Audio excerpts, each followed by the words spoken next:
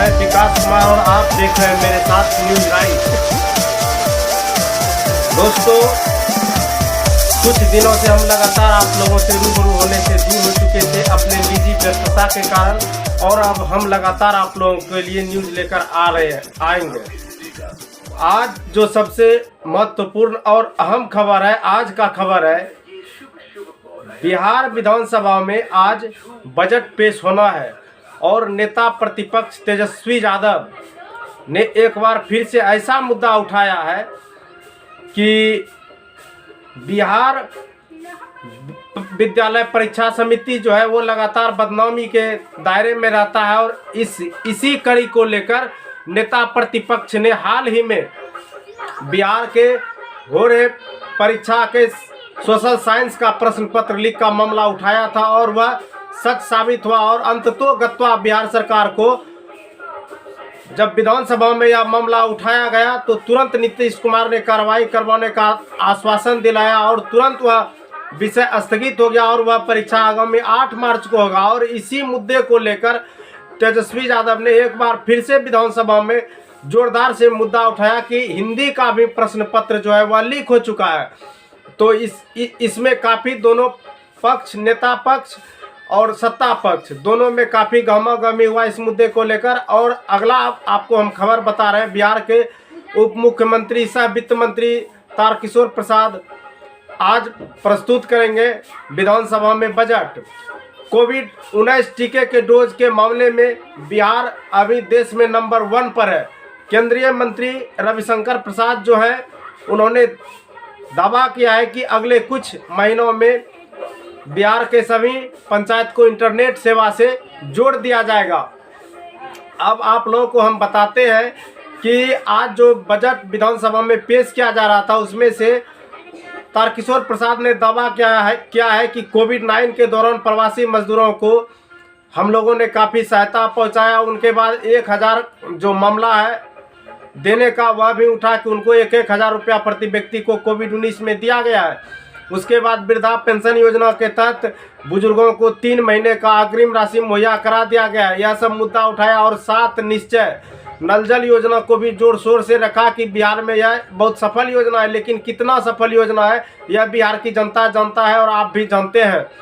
और अब हम आप लोगों को राष्ट्रीय फलक के जो कुछ समाचार हैं जो आज सोशल मीडिया से लेकर अन्य चैनल्स पर तैर रहे हैं उनकी और आप लोगों का हम रूबरू कराते हैं।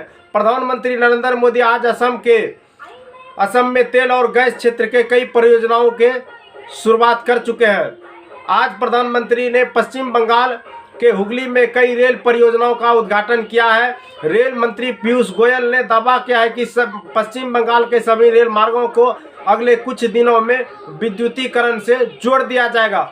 और पुडुचेरी के मुख्यमंत्री बी नारायण स्वामी विधानसभा में आज शक्ति परीक्षण करेंगे, चूँकि उनका भी सत्ता जो है आने और जाने के क्रम में लगा हुआ है। आज वह पुडुचेरी के जो हैं मुख्यमंत्री उनके लिए सत्ता परीक्षण का दौर चल रहा है और उन्हें अपना बहुमत सिद्ध करना है आज ही विधानसभा में। यह भी खबर है, उत्तर प्रदेश में पहली बार कागज रहित बजट आज प्रस्तुत किया जाएगा, चूँकि जैसा कि आप जान रहे हैं हाल में सत्ता में आए प्रधानमंत्री नरेंद्र मोदी ने डिजिटलकरण का सपना पूरे देशवासियों को दिया था और कहीं ना कहीं यह साकार होता हुआ भी दिखाई पड़ रहा है। दूसरी खबर है, जम्मू कश्मीर के बनिहाल और बारामूला में 11 माह के बाद एक बार फिर से रेल परिचालन शुरू किया जा चुका है। आज भारत ने मालदीव के साथ $5 करोड़ रक्षा ऋण के क्षेत्र में दोनों देशों के सहमति से हस्ताक्षर किए हैं।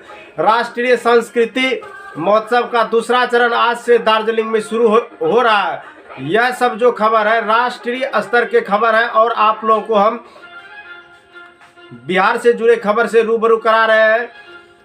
जितना विवादित रहा 7 निश्चय उतना ही एक बार फिर से इनमें से तूल पकड़ने का दौर जारी है। नेता प्रतिपक्ष तेजस्वी यादव ने एक बार फिर से इस मुद्दा को जोर शोर से उठाया कि जरा सा जहाँ की मुख्यमंत्री नीतीश कुमार बैठे थे और दो दो deputy CM Bharatiya Janata party के बैठे थे और उनके सामने ही उन्होंने धज्जी उड़ाना शुरू कर दिया कि जनाब जरा आप ये तो बताइए कि 7 निश्चय के अंतर्गत नल जल या गली गली में सड़कों का जो हाल है वह बिहार में कहीं छुपा नहीं है। दूसरी जो सबसे बड़ी खबर है, तारकिशोर प्रसाद ने बजट में जो कहा है कि शौच से मुक्त बिहार के लगभग पंचायत शौच मुक्त हो चुके हैं और हमने उसको ओडीएफ कर दिया है। तो यह भी एक बहुत बड़ा सवाल है कि आखिर पंचायत में कहां कहां ओडीएफ हुआ है।